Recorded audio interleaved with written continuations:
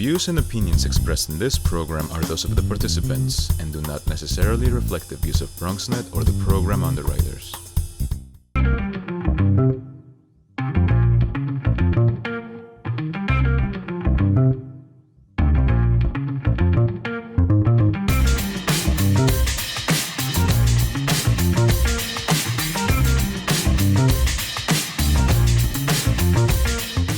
Hey there, welcome to the Bronx Buzz. This is BronxNet's program where we talk to reporters and editors and writers and filmmakers and videographers. And I underscore that because our second segment has a wonderful Bronx videographer in it that we're going to really enjoy some of the stuff that he puts out.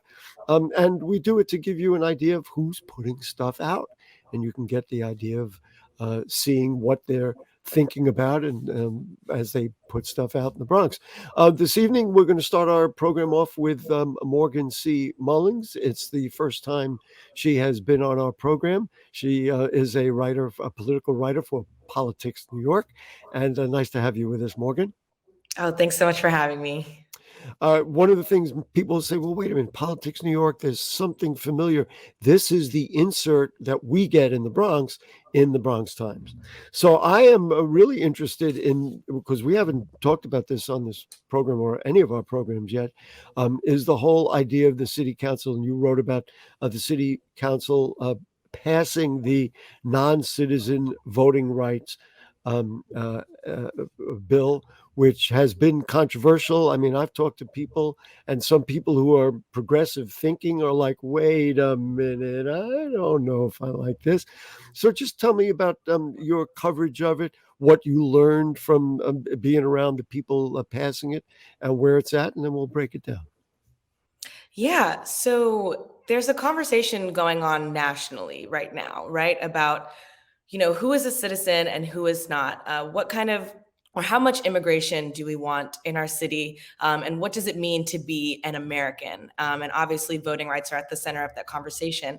And so this is New York City's biggest entry into that conversation, where we have a huge immigrant population. The bill allows over 800,000 people who are not included in the voting process to vote, right? That's a very large sum of people.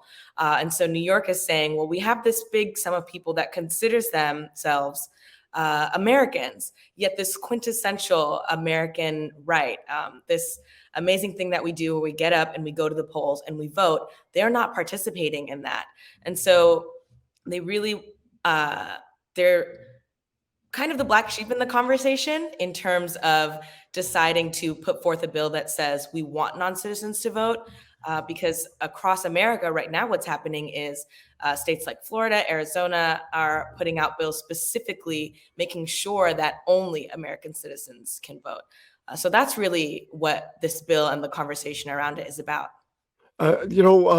It's a very interesting conversation, and I think about it in terms of one of the foundations of our democracy, and that is no taxation without representation.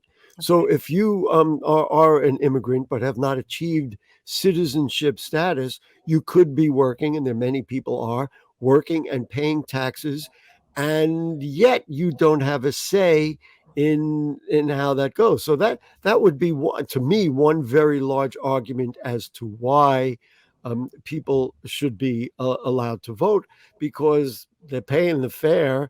It is, as I said, a foundation of our democracy, and yet they haven't had the opportunity to vote. This affects many, many people. This is not like one thing. It's practically 1/8 of the city, isn't it? Yes, and that's one of the biggest arguments for the bill is no taxation without representation. I've been to a couple of the rallies for this bill, and they will chant that. But city councilors hear that, specifically Mr. Coleman Yeager, who was against the bill. During his remarks in the debate just before they were going to vote, he said, well, we do represent them. Even though they didn't vote for us, we represent them every day. We create laws that involve them, and we consider them in our daily conversations in those chambers. And he was very passionate about that.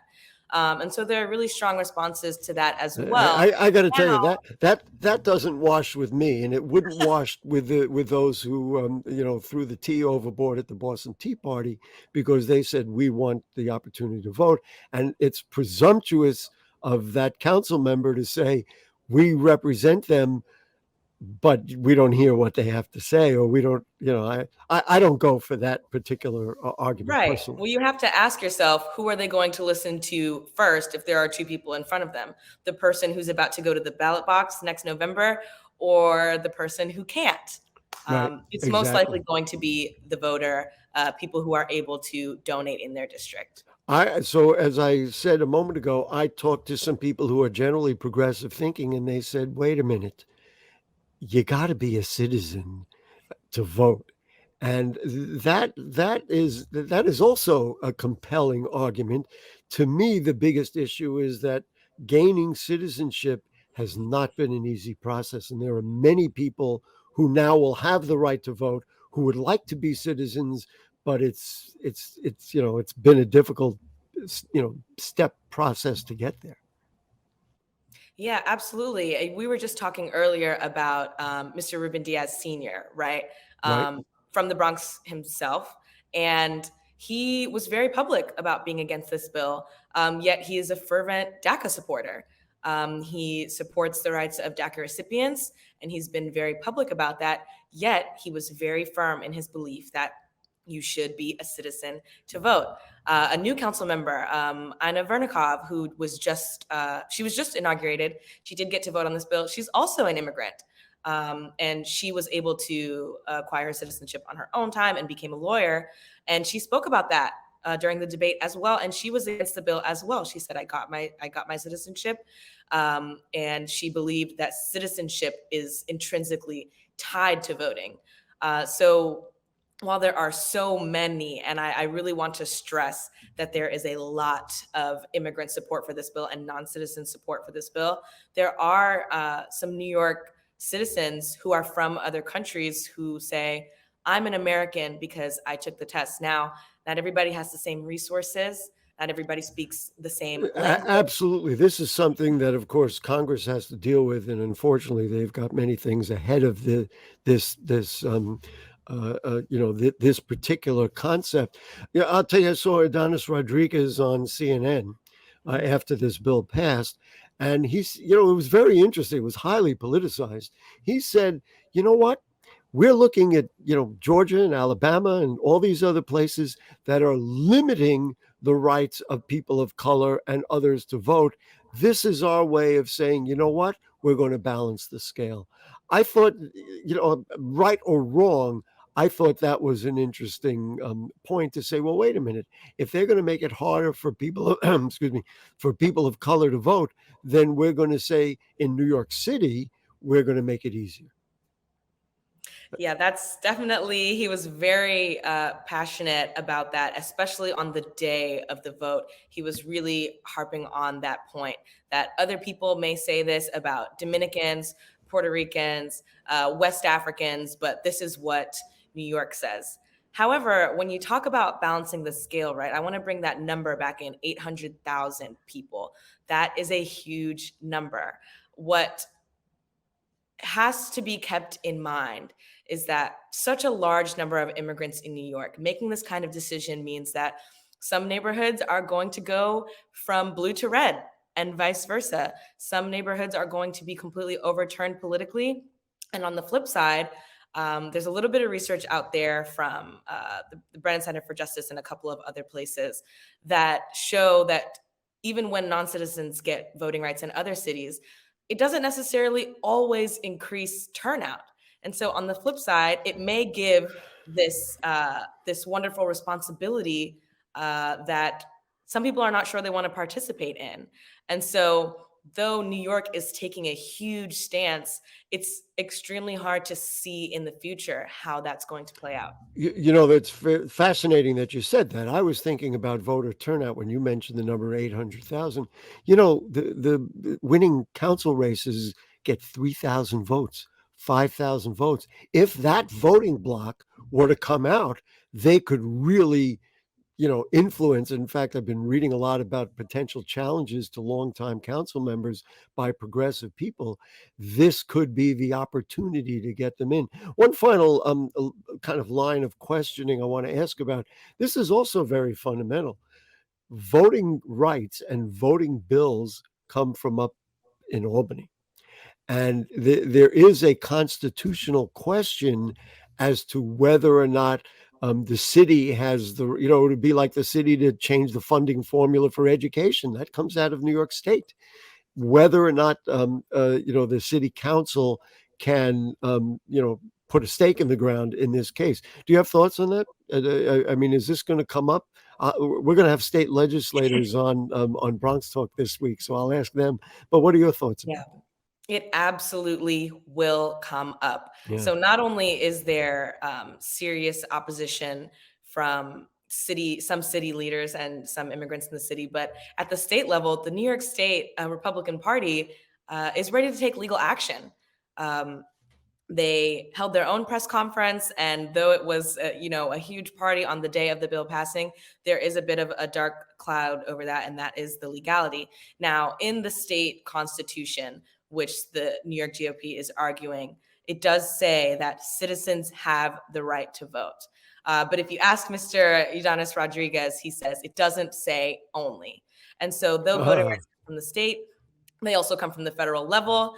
And so many of the supermajority of sponsors will say, the federal government says, as a locality, you have the choice to decide. You can introduce your own laws when it comes to voting rights. So there is this bit of tug of war between the state and the city. And when those lawsuits come through, I will absolutely be watching to see how they play out. Of course, you mentioned flipping from blue to red to blue. I mean, in the Bronx, it's a level of blue because we don't have any a Republican. We haven't had a Republican elected official on any level since like 2004. So for us, it's how far left or how far Democratic they're going to be. It's really a fascinating question. We will watch. I wonder, and just the last thing, I wonder if it was wise for Democrats in New York City to take this on when there is a big midterm election coming up in Congress, and they basically gave the Republicans something else to chew on and use against them. Maybe had they waited, it might have been better, from a political point of view. There is they had a chance to wait, actually. There was a motion to send it back, tighten it up a little bit. I think that came from Mark Jonai of the Bronx, isn't it? Exactly, right. And it was denied, and there were counselors who supported the bill who, wanted some more work done on that. But when it comes to some progressive movements, there's a lot of urgency compared to some of the conservative movements in New York. There's political action on the ground that's happening, excitement, rallying that creates an urgency that says we have to do this. We have to do it now. Morgan, we got to run Morgan C. Mullings, her first appearance on the Bronx Buzz. We're going to assume it won't be her last, and we're going to hope it's not her last. Thank you for writing about it. Thank you for putting it out in Politics New York. We're going to keep reading what you write, and we'll invite you back to talk all about it, just like we did today. Thank you so much for having me. Happy holidays. Happy holidays. That's right. I didn't even say, I'm so involved in the issue. We didn't say happy holidays to everybody. All right. We're going to take a short break. When we come back, a videographer who's doing something on Kwanzaa.